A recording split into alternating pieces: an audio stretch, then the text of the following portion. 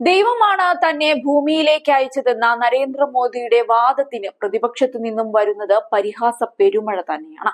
രാഹുൽ ഗാന്ധിയും മമതയും അടക്കമുള്ള നിരവധി പ്രതിപക്ഷ നേതാക്കളാണ് മോദിയെ പരിഹസിച്ച് രംഗത്തു വന്നത്.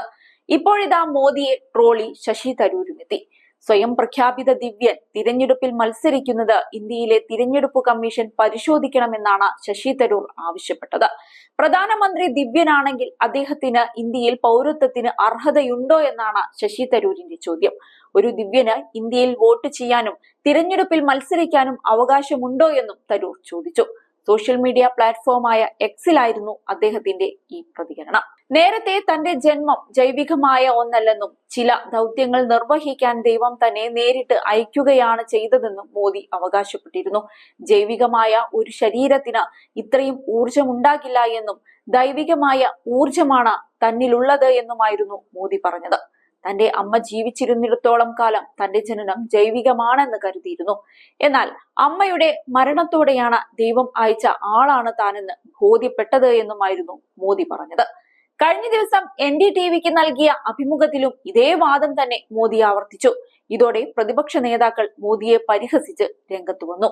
മോദി പറഞ്ഞ കാര്യങ്ങൾ ഒരു സാധാരണ പൗരനാണ് പറഞ്ഞിരുന്നതെങ്കിൽ ജനങ്ങൾ അയാളെ ഭ്രാന്താശുപത്രിയിൽ പ്രവേശിപ്പിക്കുമായിരുന്നെന്നാണ് രാഹുൽ ഗാന്ധി പറഞ്ഞത്.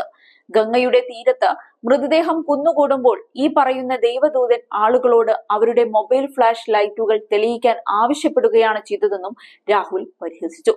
സ്വയം ദൈവദൂതനെന്ന് അവകാശപ്പെടുന്ന വ്യക്തി പ്രവർത്തിക്കുന്നത് വെറും 2 പേർക്ക് വേണ്ടിയാണ്, അംബാനിക്കും അദാനിക്കും വേണ്ടി. അവർ എന്ത് ആവശ്യപ്പെട്ടാലും മിനിറ്റുകൾക്കുള്ളിൽ അദ്ദേഹം അത് നടപ്പാക്കും. ഭരണഘടന ഇല്ലാതാക്കാമെന്നൊന്നും BJPയോ RSSോ സ്വപ്നത്തിൽ പോലും കരുതേണ്ട എന്നും രാഹുൽ തുറന്നടിച്ചിരുന്നു. പശ്ചിമ ബംഗാൾ മുഖ്യമന്ത്രി മമതാ ബാനർജിയും മോദിയെ പരിഹസിച്ച് രംഗത്തു വരികയുണ്ടായി. തിരഞ്ഞെടുപ്പിൽ പരാജയപ്പെട്ടേക്കും എന്ന ഭയം ചിലരെ പിടികൂടിയിട്ടുണ്ട് എന്നും അതിനാലാണ് BJP നേതാക്കൾ അർത്ഥമില്ലാത്ത തരത്തിൽ സംസാരിക്കുന്നത് എന്നുമായിരുന്നു മമതയുടെ പ്രതികരണം. ദൈവം ആരെയെങ്കിലും കലാപങ്ങൾ സംഘടിപ്പിക്കാൻ അയക്കുമോ എന്ന് മമത ചോദിച്ചു. CAയുടെ പേരിൽ ഗുണ്ടായിസം സ്പോൺസർ ചെയ്യാനോ 100 ദിവസത്തെ ജോലിക്കുള്ള ഫണ്ട് തടയാനോ ഗ്രാമീണ വീടുകൾ നിർമ്മിക്കുന്നത് തടയാനോ ദൈവം തന്റെ ദൂതനെ അയക്കുമോ എന്നാണ് മമതയുടെ ചോദ്യം.